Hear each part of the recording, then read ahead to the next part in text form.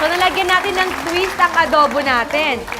Pero may solusyon pa rin ako, just in case na hindi pa rin maubos ito, ang gagawin naman natin ay pork guapaw. Ano yung pork guapaw? Napakasimple lang. Ayan lang ang mga kailangan natin. Kailangan lang natin ng kamatis, ng pipino, at saka itong bread na gagamitin natin. Sa first step na gagawin natin ay kukunin natin siya at hihimayin natin. Himay. Mami, Yes. Mami Mercy, himayin mo na. Adobo, asado, guapaw. Okay, so pagkatapos nito, ang gagawin natin, syempre kukunin na natin itong bread natin. Parang pang Ilalagay siopaw. na pag- kailangan Bubuksan ma-empty lang pala natin to. siya.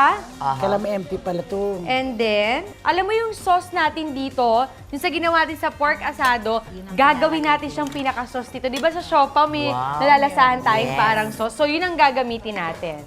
In fairness, pwede naman- magagamit yes. lahat. Spread lang. Tapos lagyan natin ng kamatis, Ganun pala yun. Dyan na yun siya. Siya maglalagay. pipino, Ang taray. Pino. at ilagay na natin yung hinimay nating pork. Okay.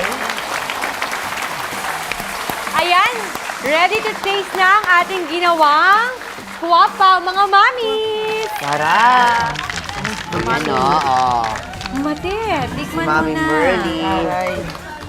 BFF, Eto, titikman ko na siya. ano po? Ang sarap. Sarap, diba? Diba kaya sa mga mamis, pwedeng-pwede niyong gawin ito. Kapag may nasasayang na pagkain na natitira, pwede niyong gawa ng twist. Diba? Nakagawa na tayo ng pork asado, nakagawa pa tayo ng guapaw. Sarap.